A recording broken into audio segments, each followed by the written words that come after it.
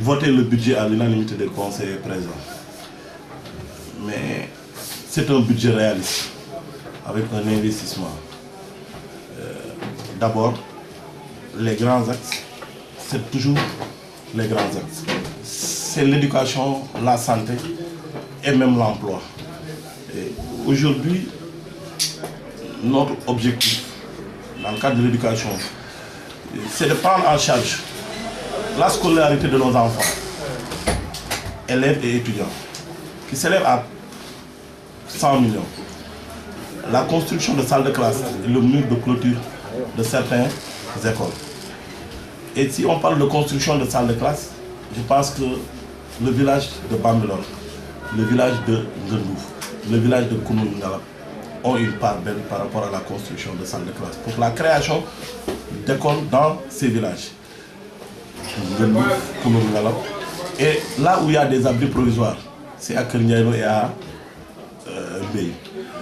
Nous allons clôturer certaines écoles, celles de Niguet Sud et de Kanyam.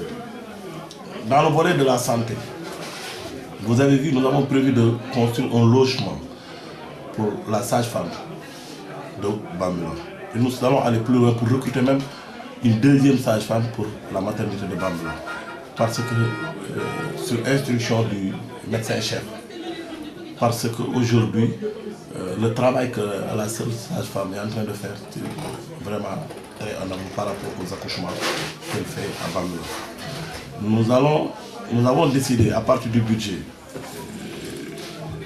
d'avoir un centre d'état civil moderne. Et sur ce, nous remercions vraiment les femmes, le groupement féminin. Au-delà du ministère, que nous avons écrit un courrier pour mettre à la disposition du conseil municipal leur siège qui est ici à Bambilor et qui est fermé depuis des années. Elles ont, sur un coup de fil, elles ont adhéré à ce projet. Donc nous ne pouvons que les remercier. La présidente Awa Ndiaye Touré et Rokhaya Diagne pour faire de leurs anciennes locaux un état civil moderne pour le village de Bambilor. Voilà en gros les axes. Et nous avons décidé de recruter du personnel de nettoiement dans les villages, dans les établissements sanitaires et scolaires et dans les lieux publics. Et nous avons prévu une ligne de 10 millions pour recruter des jeunes. Et appuyer dans, vous avez vu, nous avons prévu une ligne de 20 millions pour y trouver des jeunes en formation, et leur trouver des permis de conduire et même de prendre en charge la formation des jeunes filles dans des écoles de coiffure modernes. Donc voilà en gros. Quelles sont les priorités? Les priorités, tout est prioritaire. Nous voulons amener de l'eau dans les villages, l'électrification, tout ça c'est des priorités. Mais il faut qu'il y ait une planification. Et sur ce, nous avons demandé au président de la commission planification de nous faire un plan communal de développement qui nous permet de dégager les priorités à partir de 2015 jusqu'à 2019 au terme de notre mandat. Et sur ce, vraiment, vous verrez vraiment les grandes lignes, les axes que nous allons définir pour dérouler ce plan communal de développement de la commune de Bambilor.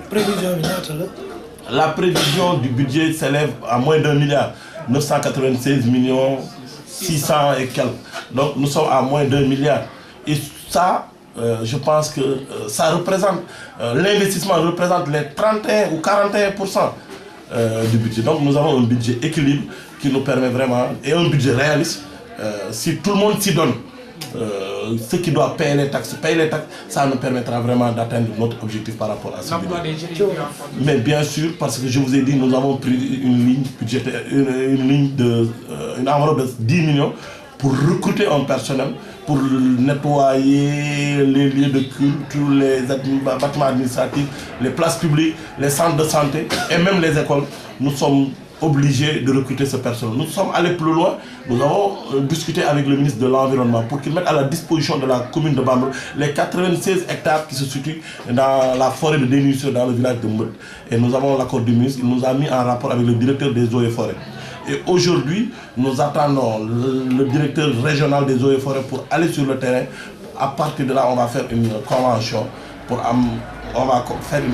avec le ministère de l'Environnement pour prendre ces 96 hectares et remettre ça aux populations pour qu'ils puissent cultiver. Et notre objectif, c'est de trouver un partenaire qui nous permette d'amener de l'eau là-bas et remettre cette eau aux populations pour y faire leur culture.